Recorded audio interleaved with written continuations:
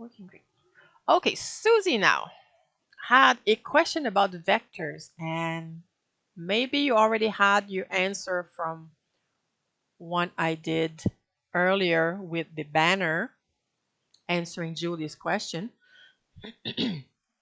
So how do you get this to go up? And the answer is super easy. Maybe you were not looking at the right tool. Who knows? I don't know.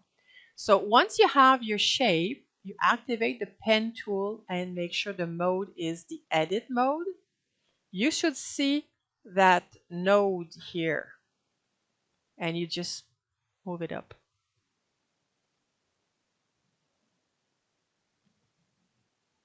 And if you want to be more precise, you can put a guide like that. And now you have your other shape. You can change the shape. You want to change like that? That is fine. So you can play around.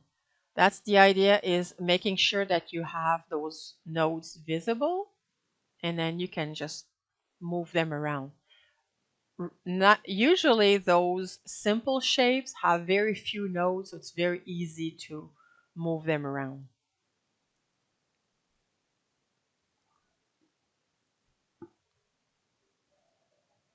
So you could, well, even instead of cutting, you could just take this one and move it down, and you'd get the same thing.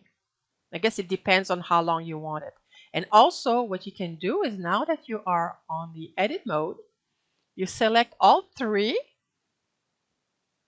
move it up, and you can stretch it as long as you want.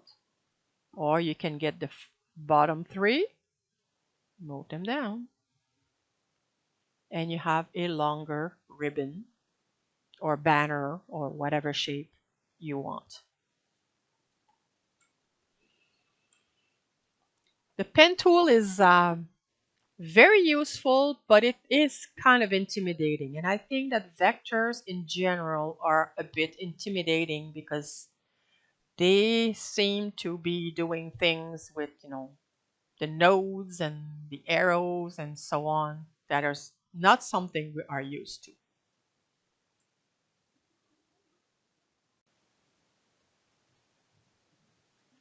Hey there! I hope you found this information helpful. If you're curious to dive deeper and explore more about PaintShop Pro, we've got a wealth of resources waiting for you in our membership area.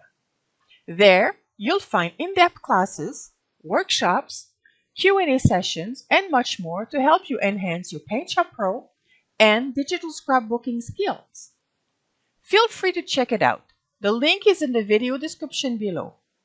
Thanks for watching, and see you in the campus!